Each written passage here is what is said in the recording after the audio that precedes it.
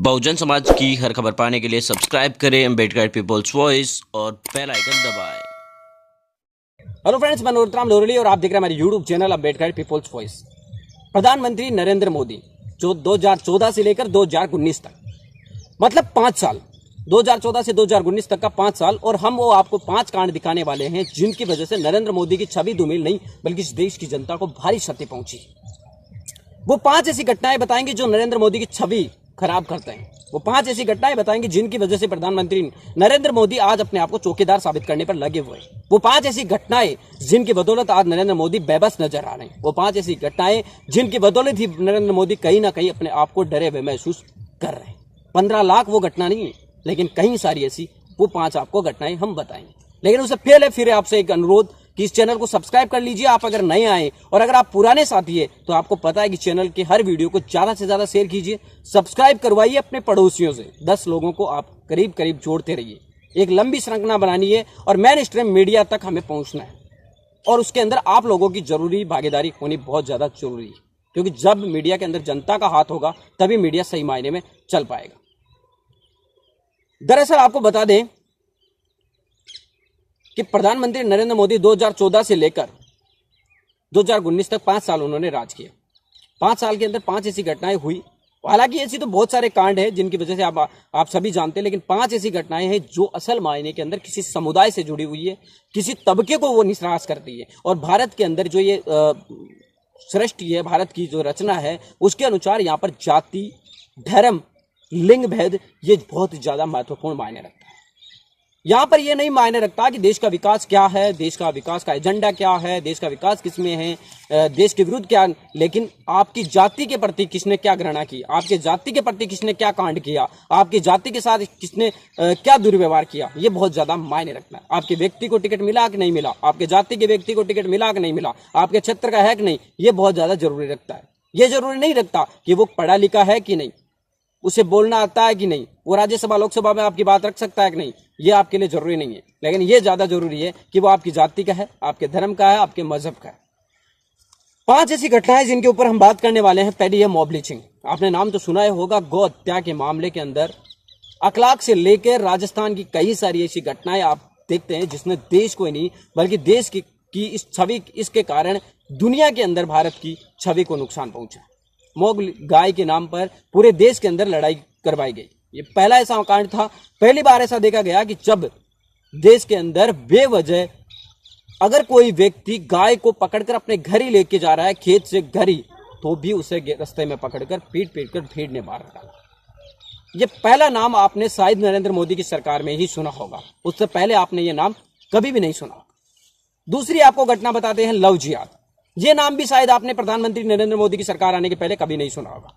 Love जिहाद का दरअसल आपको मानते हैं कि एक धर्म का, मजहब का व्यक्ति दूसरी धर्म की, मजहब की लड़की या लड़की से शादी करना, जैसे किसी भी समुदाय की आप मान सकते हैं, उसको कहा गया है लव जिहाद। खास तौर से यह है कि मुसलमानों का लड़का हो और हिंदुओं की लड़की हो तो उसे लव जिहाद का नाम दिया गया।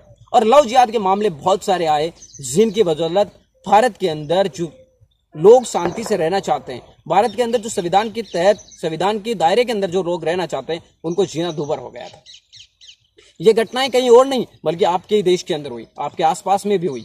लेकिन पहली बार ऐसा देखने को मिला कि केवल मात्र धर्म के नाम पर खुलेआम गुंडागर्दी मचाई गई। कहीं कुछ गलत हुआ है, जैसे महिला के साथ किसी ने गलत किया है, तो कानून इतना सशक्त है कि वो किसी भी आरोपी को सजा देने के लिए, लेकिन ये कौन सा इंसाफ था, ये कौन सा न्याय था कि भारत के अंदर पहली बार जो भीड़ तंत्र है वो ही अपने आप न्याय करने के अंदर लगी थी। और वो भीड़ तंत्र पूरा भारत नहीं बल्कि कुछ गुंडों की, कुछ गुंडे आप उन्हें कह सकते हैं। पिछले दिनों एक कश्मीरी को यूपी के अंदर पीटने की घटना सामने आई थी, और उसके अंदर आपको पता है कि जिस व्यक्ति को गिरफ्तार किया गया था वो ऑलरेडी हिस्ट्री शीटर था, लेकिन उसके बावजूद वो भगवा कपड़ा पहनकर, लंबा सा तिलक निकालकर वो गोरक्षक बन गया। और ऐसे ही लोग भारत के अंदर ऐसी ताकतों को बढ़ावा देते हैं जो विघटनकारी स्थितियां पैदा करती हैं, और इन पर कठोर कार्रवाई नहीं होती। इसके लिए सरकार जिम्मेदार है। अगला अगर हम बात करें तो दलित उत्पीड़न। नरेंद्र मोदी की सरकार आने के बाद ऊना का कांड कोई नहीं भूला होगा, आप सबको पता है, आप अच्छी तरीके से याद है ऊना का कांड। 4 दलितों को बिना किसी वजह पीटा गया, और वो भी खुले आम चौराहे पर। सहारनपुर का कांड आपने सुना होगा, कई लोगों को रासुका के तहत अंदर डाल दिया गया। 2 अप्रैल आप शायद नहीं भूले होंगे, और आने वाली भी है, 1 साल बीत गया, लेकिन उसके लगे हुए दामन पर आज तक वो दर्द झेल रहा है ये बहुजन समाज, जिसने अपने बेटों की कुर्बानियां दी थी। पहली बार ऐसा हुआ होगा कि भारत बंद के अंदर कई लोगों की जान गई, क्योंकि वो अनुसूचित जाति जनजाति ने करवाया था।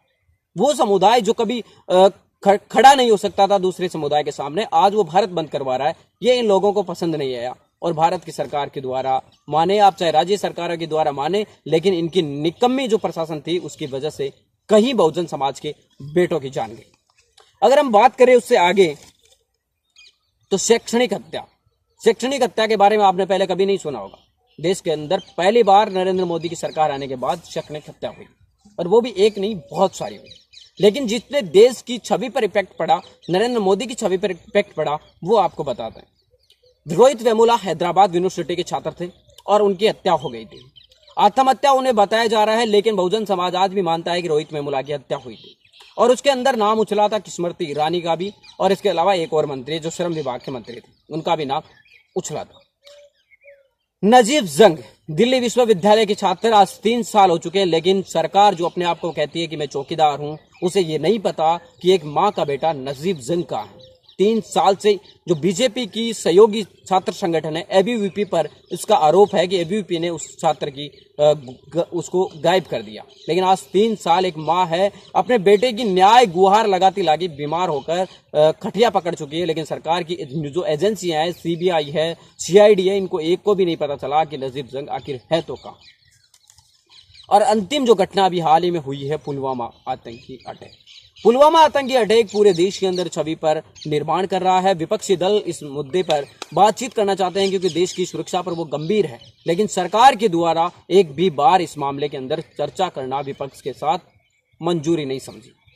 रामगोपाल यादव ने तो आज यहां तक कह दिया कि ये जो अटैक करवाया गया था, ये सरकार के द्वारा ही करवाया गया था, सीधा सिर्फ और अपने वोटों के लिए। अगर हमारी सरकार आई तो इन लोगों की जांच होगी और ये बड़े बड़े लोग जेल जाएंगे।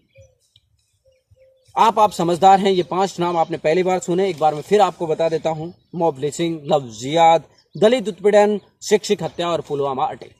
मिलेंगे किसी नए वीडियो के साथ, लेकिन आपके लिए जरूरी है कि आप जागते रहें, सचेत रहें, और इस चैनल को सब्सक्राइब करवाएं, बेल आइकन को दबाएं, और वीडियो को ज्यादा से ज्यादा शेयर करें। अगर आपको पसंद आया हो मुद्दा, अगर ये बातें पसंद आई हो, तो आप इस वीडियो को ज्यादा से ज्यादा शेयर करें।